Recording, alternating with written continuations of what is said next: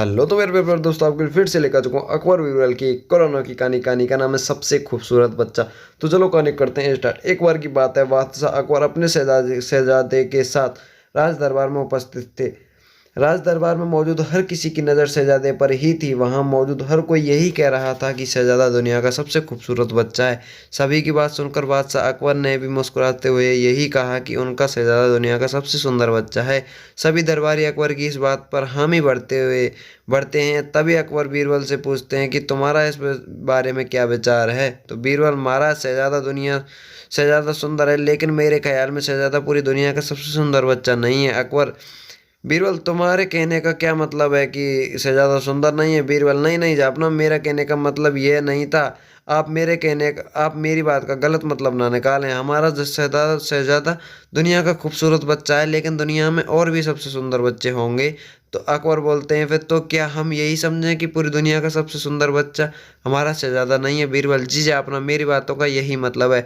अकबर बोलते हैं कि बीरबल, अगर तुम्हारा यही कहना है कि दुनिया में शहजादे से भी ज़्यादा सुंदर खूबसूरत बच्चा है, तो तुम उसे हमारे समक्ष लेकर आओ। तो अकबर का आदेश सुनकर बीरबल शहजादे के से भी ज़्यादा सुंदर बच्चे की खोज में निकल जाते हैं। कुछ दिन बीतने के बाद बीरबल राज दरबार में आते हैं। बीरबल राज दरबार में अकेले आते हैं, तो यह देखकर अकबर खुश होकर कहता है कि क्यों बीरबल, अकेले ही आए हो? तुम्हें शहजादे से भी अधिक खूबसूरत बच्चा नहीं मिला? तो बीरबल, जापना, मैं आपको इस बात की सूचना देने आया हूँ कि मैंने शहजादे से भी अधिक सुंदर बच्चा खोज लिया है। अकबर बोलते हैं, अगर बच्चा मिल गया है तो तुम उसे दरबार में लेकर क्यों नहीं आए? बीरबल में कहते हैं कि मैं उसे दरबार में लेकर नहीं आ सकता हूँ, लेकिन मैं आपको उस तक लेकर जा सकता हूँ, उस बच्चे तक। तो अकबर बोलते हैं, ऐसा कौन सा कारण है कि जिसकी वजह से तुम उसे दरबार में नहीं ला सकते? तो बीरबल कहते हैं, यह तो आपको वहाँ जाकर ही पता चलेगा।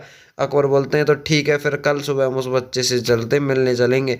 तो फिर बीरबल बोलते हैं, जापना, उस बच्चे को देखने जाने के लिए हमें वेश बदलना होगा। तो अकबर, उस बच्चे से मिलने के लिए हमें यह भी कर लेंगे। अगले दिन सुबह अकबर और बीरबल वेश बदलकर उस बच्चे को देखने के लिए चले जाते हैं। बीरबल अकबर को एक झोपड़ी में लेकर जाता है, तो वहाँ एक छोटा सा बच्चा मिट्टी के साथ खेल रहा था। बीरबल बोलते हैं कि उस बच्चे को दिखाते हुए कहता है कि वो रहा सबसे सुंदर बच्चा। तो अकबर कहते हैं कि तुम्हारी यह हिम्मत की कि तुमने एक बदसूरत और झोपड़ी में रहने वाले बच्चे को संसार का सबसे सुंदर बच्चा बता दिया है। तो अकबर की बातें सुनकर बच्चा जोर जोर से रोने लगता है, जिसे सुनकर उसकी माँ झोंपड़ी के अंदर आ जाती है और अकबर को गुस्से से कहती है कि तुमने मेरे बच्चे को बदसूरत कैसे कह दिया कि मेरा बच्चा बच्चा संसार का सबसे सुंदर बच्चा है।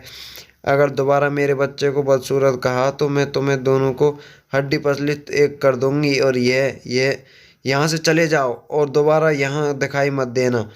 तो इतना कहने के बाद वो माँ अपने बच्चे को खिलाने लगती है और कहती है कि मेरा बच्चा संसार का सबसे सुंदर बच्चा है।